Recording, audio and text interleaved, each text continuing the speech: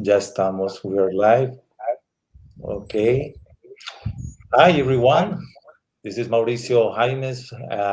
I'm here to our live LinkedIn. We're going to share 3 tips to succeed in international real estate. I'm pleased to introduce our guest, uh, Marc Jospitre. Mark is an expert and coach in disruptive mindset for business owners. He's one of the top consultants of Bob Proctor. He lives currently in Mexico, and one of the many special things about him is that most of his clients are Spanish speakers in Latin America. He's also a successful entrepreneur, a keynote speaker for the insurance and hospitality industry, sales trainer, and I'm also proud to say that he's my mentor in personal development. So he's going to share with us as professionals his tips to succeed in international real estate. So thank you, Mark, for being here and welcome. Thank you, Mauricio. Really happy to be here. Really grateful. Thank you. Okay. Well, you have been a citizen of the world. Basically, you have lived in different cities. Tell us a little bit about how you end up living in Mexico. Well, I wanted to go away from Canada in the winter. If you don't know about Canadian winter, is probably the worst thing that you can experience in terms of weather, and I just couldn't take it anymore. So I had an opportunity to come in Mexico, live at the beach, and then I jumped on it. And 20 years later, I'm still here, and that was the best decision of my life. Well, yeah, that's one of the things that most, foreigners look for Latin America to escape a little bit from the weather. Absolutely. Well, you know that the technology and networking open up a great opportunity for basically professionals, real estate agents. What do you think real estate agents should focus on when selling and promoting real estate to international markets? Well, I believe that a real estate agent should be focusing on what they love, and I think that this is one of the mistake of people. They look at the market and they just say, "Okay, I'm going to do this because there's a lot of money there," and they not necessarily love that aspect of the business. And what happened is they're entering into a field where that there's a lot of competition because there's a lot of money, and then they're fighting with each other into that competing mindset, which if you love certain aspect of the real estate, so for example, if you love the commercial real estate, or if you love pre-sale and development and that type of market, then this is what you should be focusing on. And what you will realize, it's so much easier to work in something that you love because you are not counting your time.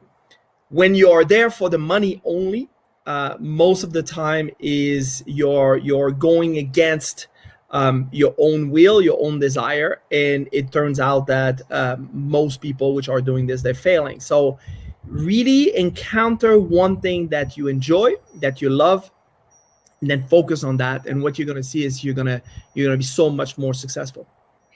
And you think that that's why most the professional struggle, like when working, that's don't have the love for their profession, Yeah, saying that. absolutely. Absolutely. That is the number one reason why they're failing, is because they're not loving what they do. When you love what you do, you're willing to pay the price. You're willing to do the extra mile.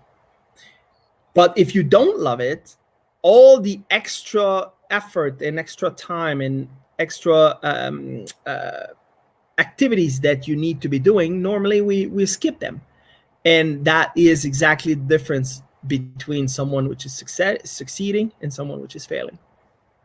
Yeah, and that's something that you also uh, focus or say very strictly when doing your coaching, and that's what we really want. Yeah, because this is the first thing that you have to start.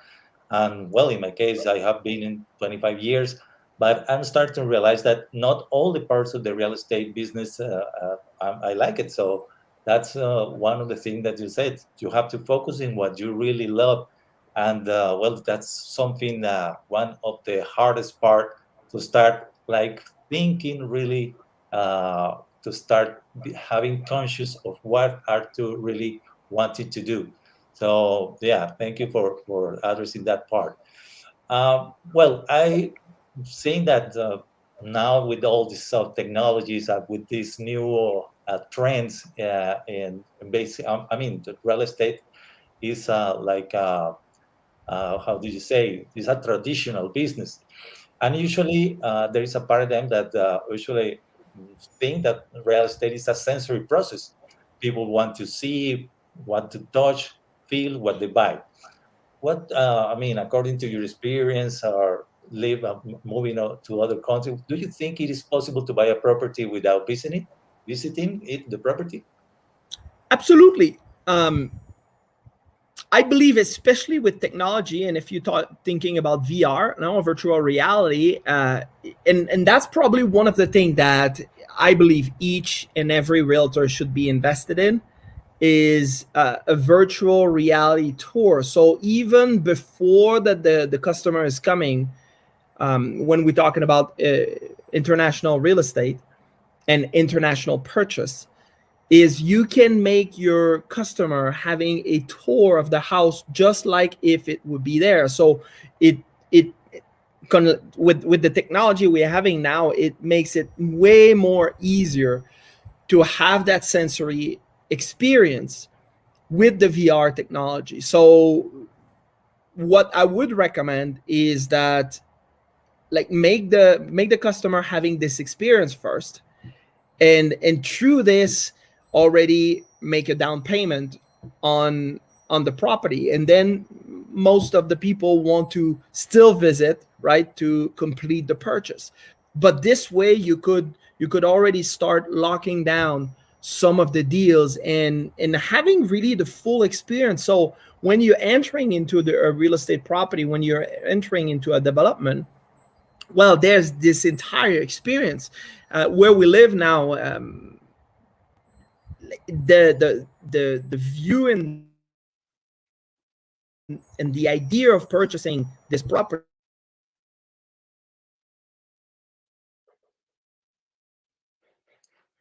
I think it froze a little bit, Mark. We lost the connection.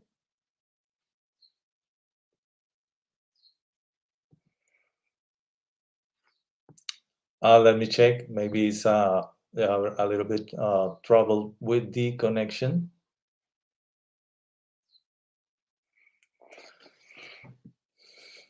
Oh well, I'm not sure if you can you hear me, Mark?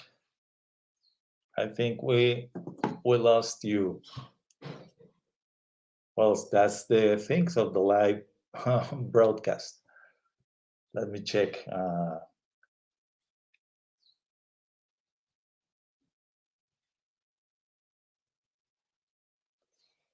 Let's see what is going with Mark. In the meantime, let me check. Well, while Mark is connecting again, he was sharing something that is very important. To get all the tools that technology are giving us at this moment. So one of the things that is available is the virtual reality tool, and well, it gives a little more in deep how a property is. Yeah. Uh, started. okay, we're back. Sorry, Mark,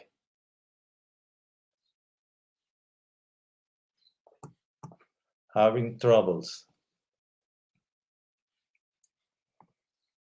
Let me check if you're. Uh, Maybe you can log in again. Let me check.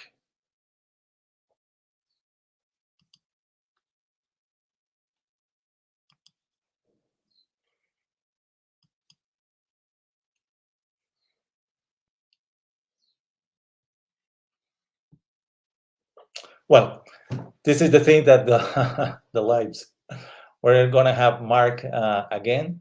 Well, one of the things that most tell Marc when we're also in the sales training is how you can visualize also your ideal, specifically when you're buying a property overseas. Yeah, to have a clear image of what you want to accomplish. Yeah, so having the virtual reality tour is one of the major tools that you can also have with this when having a clear picture of this property in the first place. So let me check if we have Marc again. Let me check, see if he can log in again. Log in. Okay, he will be back. Well, just recapping what he was saying in the first place, for us as professionals, knowing what we want to do to focus on in the international real estate market is, let's check,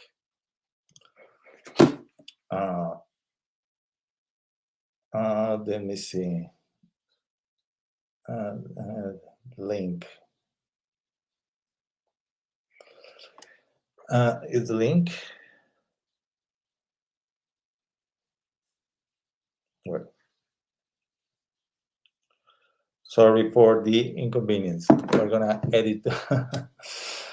Well, yeah, that's one of the things that I wanted to share because starting with this, with all this process of marketing, basically as professional, well, you have to know what you want to focus on. So initially, that has to be a special market, a special niche, and that he was talking about the what do you really want, what is the love, what do you love to do.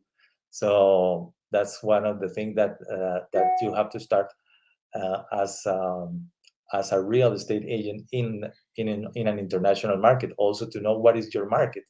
So this is something that at the end takes a lot of importance, is knowing what is your market and specializing in it. So uh, even we have networking, we can also uh, like get more the range of our scope, but at the end is the specialize of what do you really love to do, what is going to have success. So let's see if we have Marc again. There you go. I got lost. Sorry about that. No, don't worry. We're That's talking about the technology, things right? about the live the live broadcasting, but it's fine. Yeah, just recapping what you were saying, Marc, that well, one of the things is to take advantage of the tools, the virtual reality, for example. Yeah, but at the end is something that is start what I would say, as you start with the beginning, no, what you as a buyer really want. So uh, you were also, we lost you a bit more at that point. Yeah, like ultimately, it's all about a question of really figuring out before to get into the purchase aspect. We need to know exactly what is the customer want, and when we know exactly what they want and we go deeper, and this is one of the things that I'm teaching through my sales program, is when they know what they want, when we know what they want, then we can really direct them properly and have that full experience. And they don't need to be present, they don't need to fully see it. If you know what they want, you're not going to present them, 6, 7, 8 options. And this is one of the mistake, I believe, from every realtor, is like they're trying to maybe push a house that might give them more commission, XYZ, I don't know what. But ultimately, this way of operating will make you fail, because you're not listening to the customer, you're not really focusing on what the client want, and that creates a lot of frustration into the buyer. Yeah, one of the things that I've seen was many colleagues is that they start by saying like the features. Yeah, what do you want? No, two bathroom, three bedrooms, big house of this size or these other characteristics, but they lack of having initially what are the intentions or the motivations to have that. You talk in your sales trains that emotion is important to have, to know in the first place when whatever product you're gonna sell, it's important to connect the emotion with the client, and that's something that maybe awareness is one of the mistakes that all of the clients do, and more if you are selling a property abroad. That's basically what many agents have this as mistake. Correct. Absolutely. Emotion is everything. You need to establish this connection heart to heart. And from that moment that that connection is made, then the prospect's going to bring his guard down. He's not going to protect himself that much. And he's really going to tell you the truth of what he wants, what he's looking for, what is his motivation. And that is the easiest way of making a sale. Yeah, and then comes what the listing that maybe you may have or not, and that's when you also take advantage of the collaboration, the networking. When a colleague from you maybe have the type of the property of your customer wants, so that's another thing that you have to take advantage of. Absolutely. 50% of something is better than 100% of nothing. Yeah, yeah, I agree 100% with that. Well, there is also one of the things that we see in these social networks, like any other areas in the real estate sector, there are different groups. You can see agents or buyers or investors gather in groups, but what I see is that unfortunately these groups are not helping their members to achieve their goals. So what are really the most important things a community, because you manage communities also as an important thing, that do you think it must have to help its members to be successful? Well, the very first thing is communication. A community without communication is just a group of people. We need to have communication. We need to have event on a regular basis in the community so that the members of the community really feel part of the community. Imagine if there's a bunch of people which are part of a group, and this is what I see from all the group in Facebook. Um, to name this particular brand, is that everybody's just there for themselves. And what's happening is there's this dysfunction of that community, where that you got a bunch of advertisement. It is really annoying ultimately. There's no sense of like really working together, so nothing is working. It's failing ultimately. It's just like, yeah, I'm part of a group where there's 20,000 real estate agents, but nobody's really profiting from it. The moment that you're having a two-way information stream, this is really where it becomes interesting. When people are sharing, that could be their win, that could be their challenges, and other people are chipping in, then this is where it becomes a community which is functional, which is bringing the best out of each other. And that's what really we want to do in a community, is we want to elevate each other. So then this way we really feel that we are part of a movement, something that is helping each and every one of the members. Yeah, sometimes I mean, when you wants to help people to start a group, they think that there's a lot of work, uh, maybe because you have to start posting every day or something like that. When an agent wants to create their own group, do you think is or how you empower them, their members, in order not to the owner of the group or the leader just be the one that has to post everything? Well, I think that there's a misconception as well. Like the first thing is, don't think about volume. You know, when people are starting a group and there's 2 3 people in the beginning, I mean, this is how everything starts. You start with one step in front of the other, and then you move forward. um, if you get to know the member of your community, if you get to know each and every one of them, then they'll probably more open for sharing and for having this two-way communication stream. But if it's just having a bunch of people, okay, so I've got 1,000, 1,500, 15,000 members, but there's only just one person which is doing all communication, then it's again, it's just a bunch of people, Yeah, it's not and the purpose. there's no sense of community. Okay. Yeah, that's important. Even the well, someone has to get or lead also, or encourage people to also to share their insights in every group. That's also important, no? Yeah, one of the good thing that you can do is, every time that there's a new member, is like you introduce this person.